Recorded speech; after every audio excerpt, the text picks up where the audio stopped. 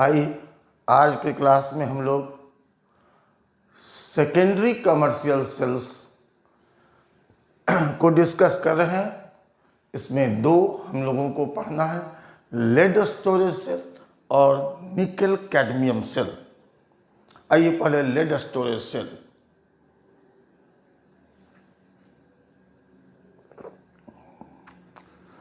इस सेल का उपयोग कहाँ कहाँ होता है?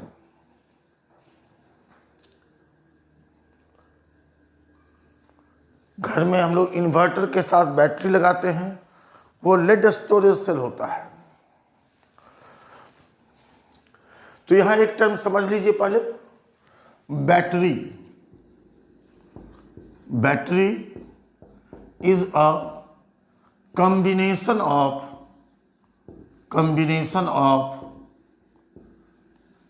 two or more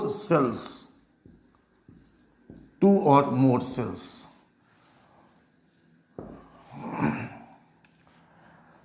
मान लें n बराबर number of cells combined,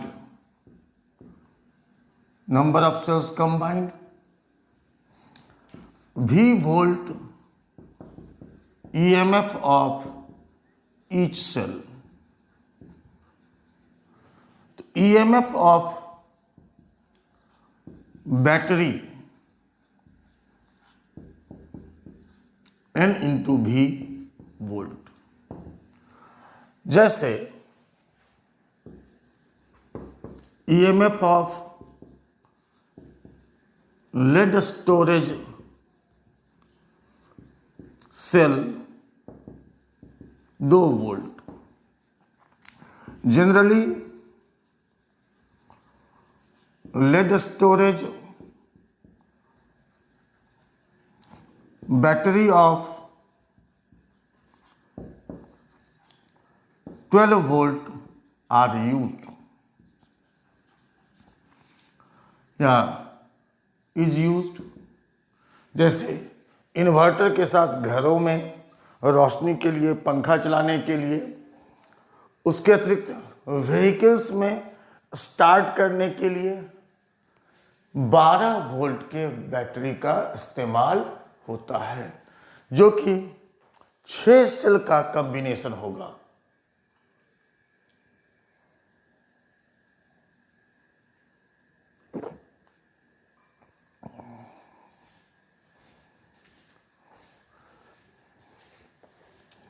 Which is combination of 6 cell. और सेल को कैसे जोड़ते हैं? जैसे मान लो हम लोग 2 ड्राई सेल को जोड़ रहे हैं, तो अगला कैसे लगाते हैं? ये हो गया आपका एनोड। ड्राई सेल की बात कर रहे हैं, सॉरी, ये हो गया cathode, graphite rod cap plus ये माइनस। अब अगला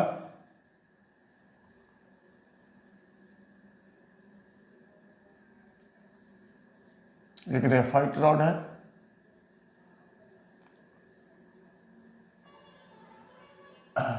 तो इस सेल का ये एनोड, इसका ये कैथोड। इस तरह से कैथोड को कंबाइन करते हैं एनोड से। तो आइए हम लोग लेड स्टोरेज सेल को पढ़ें। यहाँ एक टर्म आ रहा है स्टोरेज सेल। प्राइमरी सेल को हम लोग स्टोरेज सेल नहीं कहते हैं, लेकिन सेकेंडरी सेल को हम लोग स्टोरेज सेल कहते हैं। क्यों?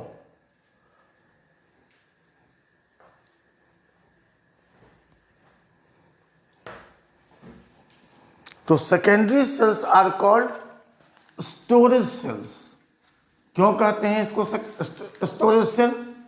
क्योंकि इसमें हम लोग इलेक्ट्रिकल एनर्जी को स्टोर करते हैं in the form of chemical energy. तो secondary cells are called storage sales.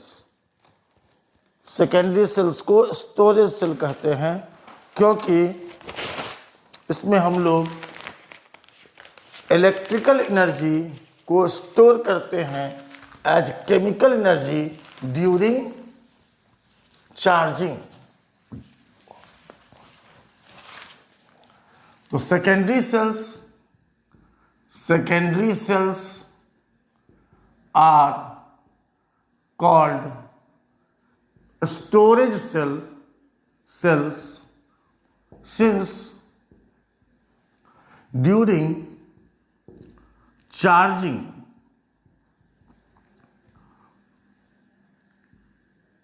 electrical energy is stored as chemical energy by non-spontaneous redox reaction under applied direct current। तो स्टोरेज सेल सेकेंडरी सेल को कहेंगे क्योंकि इसमें हम लोग chemical energy के रूप में इलेक्ट्रिकल एनर्जी को स्टोर करते हैं bye non spontaneous redox reaction under supply of direct current. और यही stored chemical energy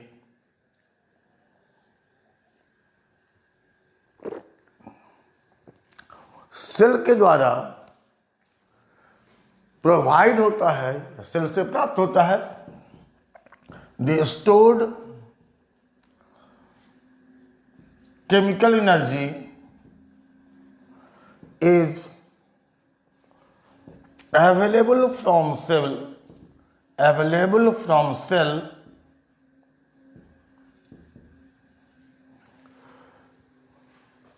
during discharging process में बाय स्पॉन्टेनियस रिडॉक्स रिएक्शन के द्वारा। तो चार्जिंग जो है वो नॉन स्पॉन्टेनियस रिडॉक्स रिएक्शन है और डिस्चार्जिंग स्पॉन्टेनियस रिडॉक्स रिएक्शन है। अब आइए हम लोग लेड स्टोरेज सेल का डिस्कशन करें। लेड स्टोरेज सेल में एनोड और कैथोड लेड के ग्रिड का बना होता है, दोनों का डायमेंशन सेम होता है। डायग्राम में थोड़ा डायमेंशन कम ज़्यादा हो सकता है क्योंकि फ्री हैंड से बना रहे हैं।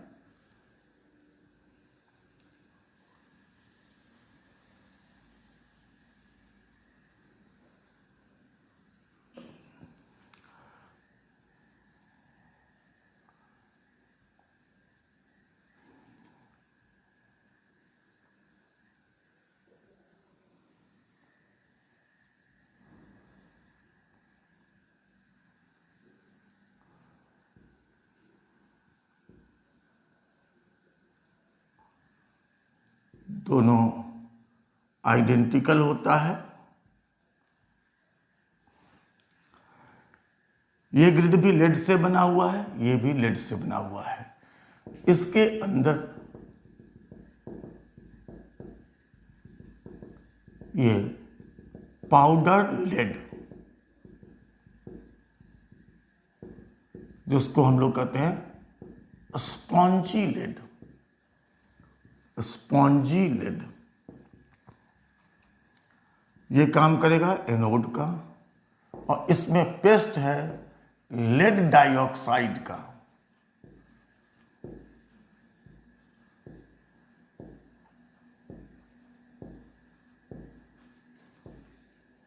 लेड डाइऑक्साइड का पेस्ट, जिसको कॉमन लैंग्वेज में लिथार्ज भी कहते हैं। ये कैथोड का काम करेगा। और ये जो ग्रिड्स है, जिसको कॉमन लैंग्वेज में हम लोग प्लेट्स कहते हैं, वो कहाँ रखा होता है? कहाँ रखा होता है? सल्फ्यूरिक एसिड के सॉल्यूशन में।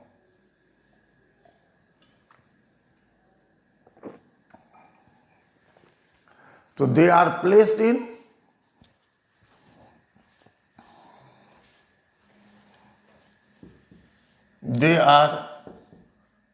इन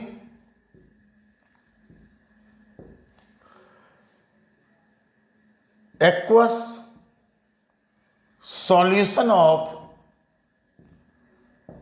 H2SO4 having concentration 38% mass by mass and density equal to 1.40 ग्राम पर ml। 1.40 ग्राम पर ml डेंसिटी का H2SO4 सॉल्यूशन, जिसमें 100 ग्राम सॉल्यूशन बनाने के लिए 38 ग्राम H2SO4 लिया गया है।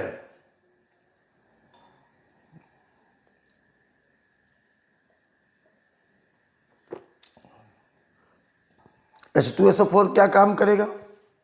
Source of ions. आगे हम लोग इसको कहें एक्ट्स एज इलेक्ट्रोलाइट।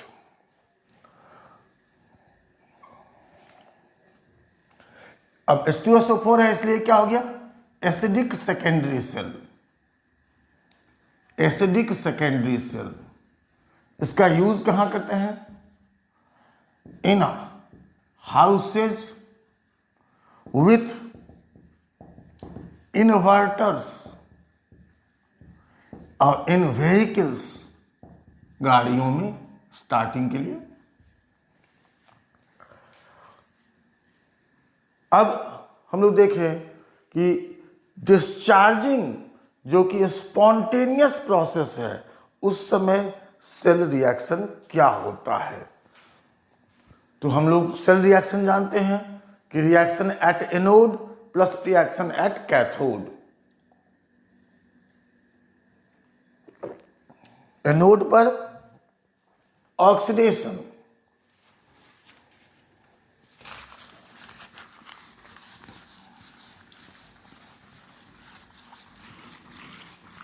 पहले हम लोग स्पॉन्टेनियस रिडॉक्स रिएक्शन को ही पढ़ें, मतलब डिस्चार्जिंग को पढ़ें। Cell reaction during discharging, discharging के समय सेल रिएक्शन क्या होता है? तो at anode Pb is oxidized into, lead का ऑक्सीडेशन होगा पीबी प्लस प्लस। ये पीबी कौन वाला है? Powdered Pb. तो पीबी का ऑक्सीडेशन पीबी प्लस प्लस में, और Pb plus plus sulphate ion कहाँ से? सॉल्यूशन से कंबाइन करके सॉफ्ट सॉलिड PbSO4 बनाता है। दोनों स्टेप को जोड़ दें तो Pb plus SO4 minus minus, Pb SO4 solid plus 2 electron. ये हो गया एट एनोड। अब एट कैथोड क्या होगा? एट कैथोड PbO2 जो +4 स्टेट में है, ये रिड्यूस्ड होगा Pb प्लस प्लस में। At cathode PbO2 is reduced into Pb plus plus, and ये भी फॉर्म्स PbSO4 फाइनली। क्या होगा? PbO2 प्लस H प्लस, ये कहाँ से? एसिड सॉल्यूशन से। क्या होगा?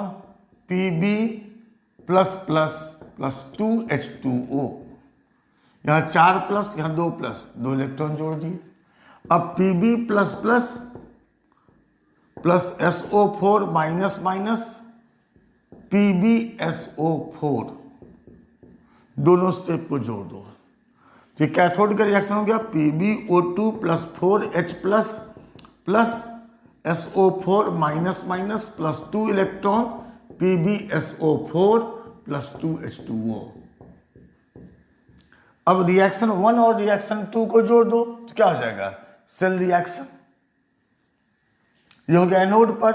कैथोड का reaction PbO2 plus 4H plus plus SO4 minus minus plus 2 electron PbSO4 plus 2H2O। अब दोनं को जोड़ दिया जाए तो सेल रिएक्शन क्या हो जाएगा? Pb plus PbO2 plus 4H plus plus 2SO4 minus minus 2PbSO4 plus 2H2O।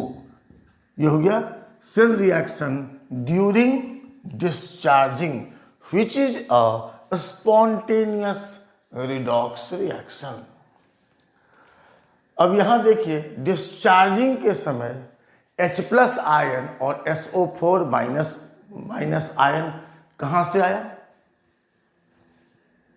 Sulphuric acid के सॉल्यूशन से आया, तो उसका मास घटेगा, मतलब डेंसिटी घटेगा। तो ड्यूरिंग डिस्चार्जिंग डेंसिटी घटता है।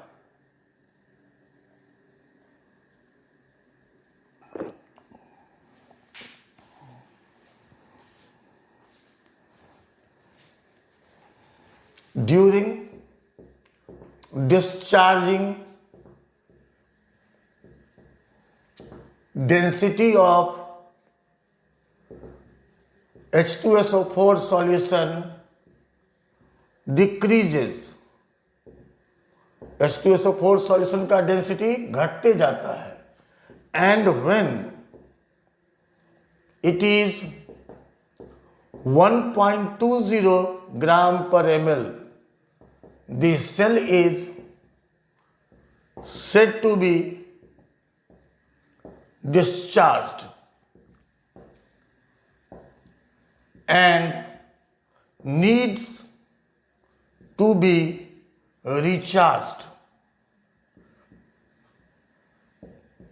जैसी डेंसिटी 1.20 ग्राम पर ml के बराबर आ गया, आपका इन्वर्टर बीप बीप बीप करने लगता है और करंट का सप्लाई बंद कर देता है। अब इसको क्या चाहिए? Proper recharging. प्रॉपर रिचार्जिंग के लिए क्या मतलब हुआ?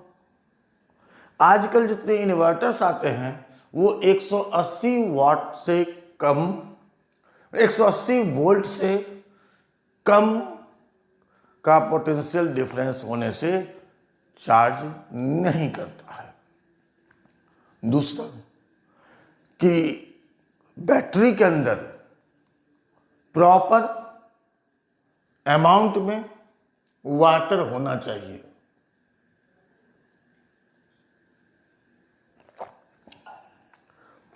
अब ये सेल रिएक्शन ड्यूरिंग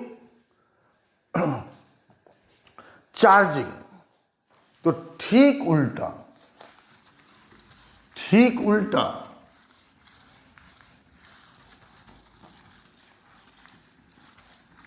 इसलिए केवल आप स्पॉन्टेनियस रिडॉक्स रिएक्शन को याद रखिएगा। सेल रिएक्शन ड्यूरिंग चार्जिंग,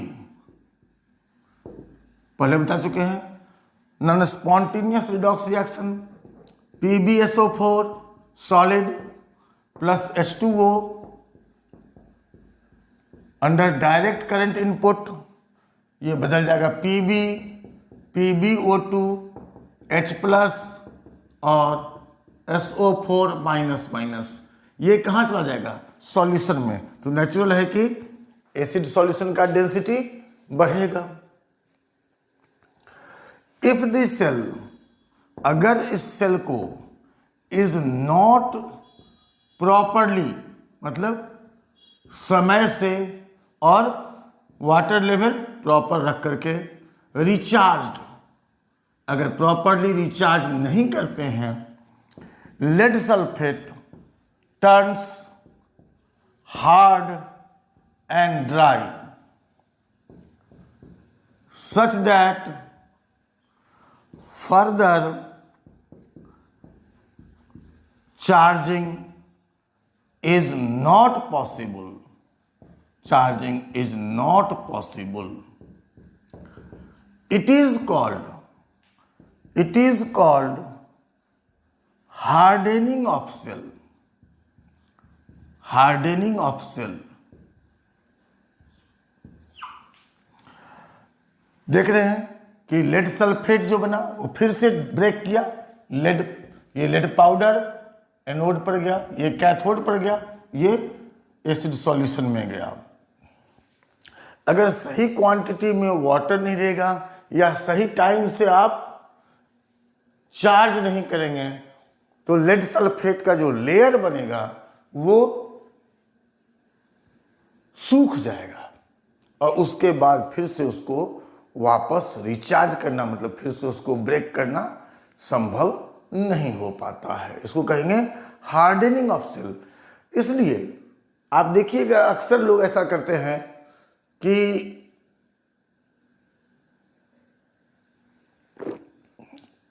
महीना 2 महीना के लिए अगर बाहर जा रहे हैं हम तो इन्वर्टर्स को ऑफ करके रखते हैं। डिस्चार्जिंग तो होते रहेगा स्पॉन्टेनियसली, चार्जिंग नहीं होगा। आप जब महीने 2 महीने के बाद आएंगे लेड सल्फेट का पपड़ी सूखा हुआ रहेगा। आप जो आटा गूंथ के ताज़ा रखे हैं उसको चाहिए तो आप बेल करके पराठा, पूरी, रोटी, कचौरी जो बना सकते हैं, लेकिन कुछ दिनों तक छोड़ दिए उसके बाद सूख जाएगा तो वो किसी काम का नहीं। उसी तरह से ये जो लेड सल्फेट का लेयर बनेगा, जो सॉफ्ट सॉलिड रहेगा, वो प्रॉपरली चार्ज नहीं होने से सूख जाएगा और अब उसके बाद सेल आपका प्रॉपरली चार्ज होगा ही नहीं, मतलब प्रॉपरली काम नहीं करेगा।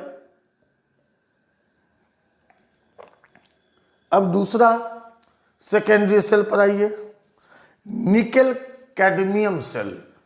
निकेल कैडमियम स्टोरेज सेल भी कह सकते हैं।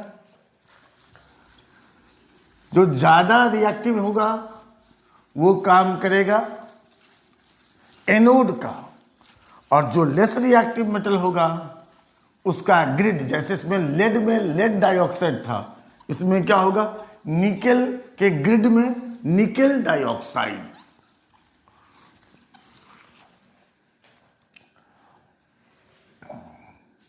Nickel cadmium cell.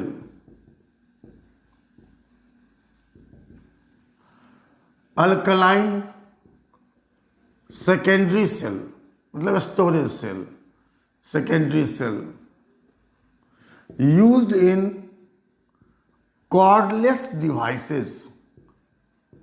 Cordless devices. This cell has anode of cadmium. यहां भी देखे थे लेड स्टोरेज सेल में एनोड का काम कौन कर रहा था, लेड।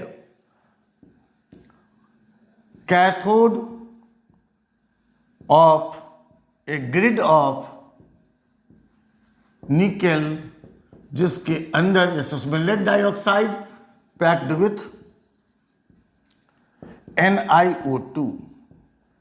वहां क्या लिए थे, H2SO4 का solution, an aqueous solution of NaOH या KOH, generally KOH acts as source of ions, मतलब इलेक्ट्रोलाइट्स। आयंस के स्रोत के रूप में कौन काम कर रहा है? वहां क्या था? Aqueous solution of H2SO4। यहां क्या है? Aqueous solution of potassium hydroxide. अब cell reaction during discharging. During discharging फिर समझ लें, एक स्पॉन्टेनियस रिडॉक्स रिएक्शन होगा। यहां मीडियम क्या है? अल्कलाइन। तो कैडमियम ऑक्सीडाइड होकर के कैडमियम हाइड्रोक्साइड बनाएगा एनोड पर, और कैथोड पर क्या होगा? निकेल डाइऑक्साइड रिड्यूस्ड होकर के निकेल हाइड्रोक्साइड बनाएगा।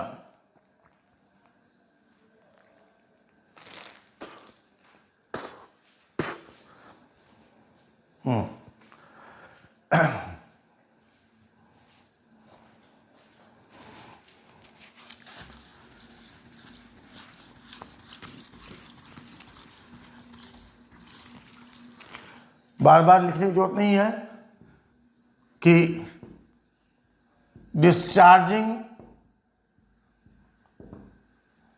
क्या है?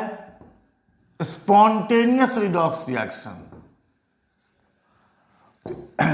एनोड पर cadmium is oxidized into cadmium hydroxide. Cadmium alkali के प्रेजेंस में कैडमियम हाइड्रोक्साइड। यहां 2 electron. At cathode nickel dioxide is reduced into nickel hydroxide. तो nickel dioxide plus H2O, nickel hydroxide plus 2OH minus 2H2O। अब यहाँ 2 minus तो 2 electron, क्या हो जाएगा? Cadmium plus NiO2 plus 2H2O, cadmium hydroxide plus nickel hydroxide. यह हुआ spontaneous redox reaction. अब सेल रिएक्शन ड्यूरिंग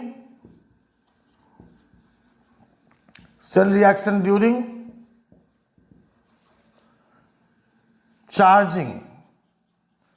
फिर क्या करेंगे? कैडमियम हाइड्रोक्साइड और nickel hydroxide under supply of direct current, cadmium plus NiO2 plus 2H2O। इसमें ब्रेक किए। EMF of cell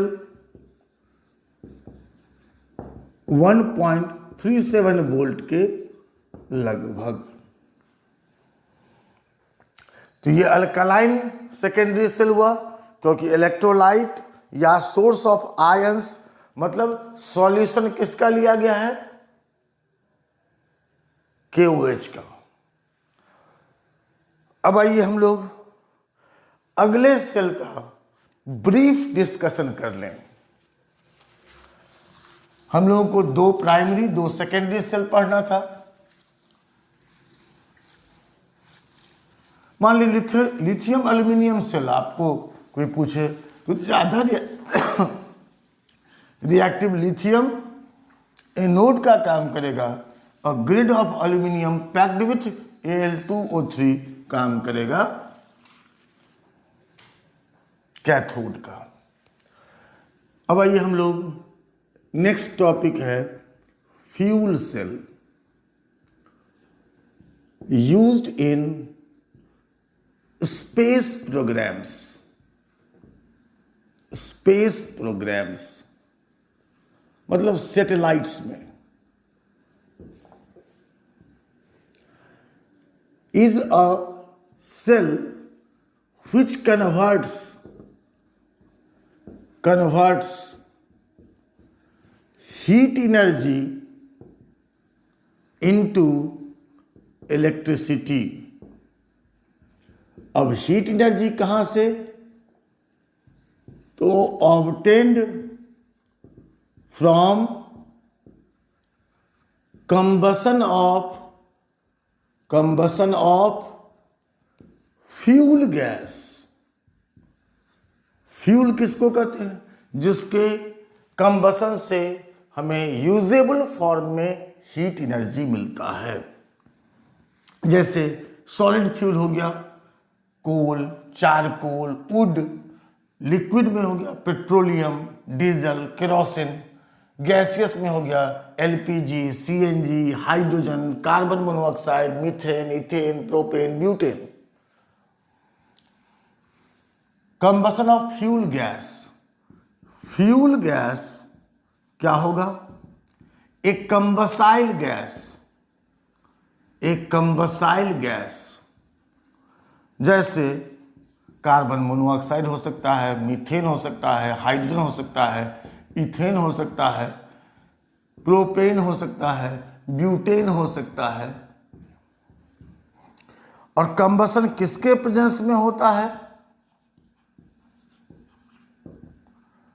oxygen. Fuel क्या हो गया? वैसा सब्सटेंस जिसके कंबसन से हमें यूजेबल फॉर्म में हीट एनर्जी मिलता है। तो फ्यूल गैस यहां हो गया, कोई भी कंबसाइल गैस, और ऑक्सीडाइजर गैस हो गया ऑक्सीजन। अब आइए हम लोग जो स्पेस प्रोग्राम्स में इस्तेमाल होता है उस फ्यूल सेल का डिस्कशन करें। Hydrogen oxygen fuel cell. ये परफेक्ट मायने में सेल नहीं है, क्योंकि डायरेक्ट केमिकल एनर्जी को इलेक्ट्रिसिटी में नहीं बदलता है, रैदर हीट एनर्जी को इलेक्ट्रिसिटी में बदलता है। अब जैसे हाइड्रोजन ऑक्सीजन, बहुत लोग H2O2 फ्यूल सेल कहते हैं, बहुत गलत बात है। Hydrogen oxygen fuel cell is a fuel cell, वैसा फ्यूल सेल है in which hydrogen gas acts as fuel gas and oxygen gas acts as oxidizer.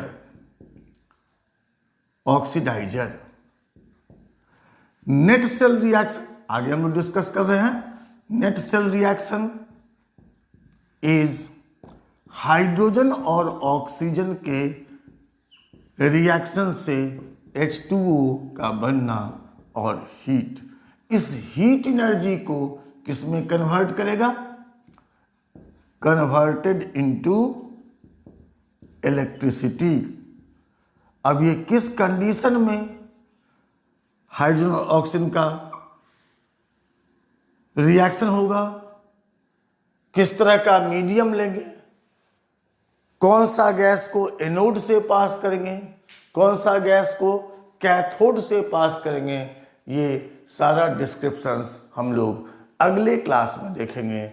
और अगले क्लास हम लोग शुरुआत करेंगे हाइड्रोजन ऑक्सीजन फ्यूल सेल का कंस्ट्रक्शन, उसका वर्किंग, उसका एफिशिएंसी, उसको सेटअप करने में प्रॉब्लम्स, और उसके बाद हम लोग पहले पार्ट का अंतिम टॉपिक देखेंगे rusting of iron, corrosion of metals, और साथ ही हम लोग न्यूमेरिकल क्वेश्चंस को डिस्कस करेंगे जो कि इलेक्ट्रोकेमिकल सीरीज पर बेस्ड होगा, नर्स्ट इक्वेशन पर बेस्ड होगा, इक्विलिब्रियम कांस्टेंट के कैलकुलेशन पर बेस्ड होगा। और उसके बाद हम लोग second part conductance of electrolyte solutions discuss करेंगे।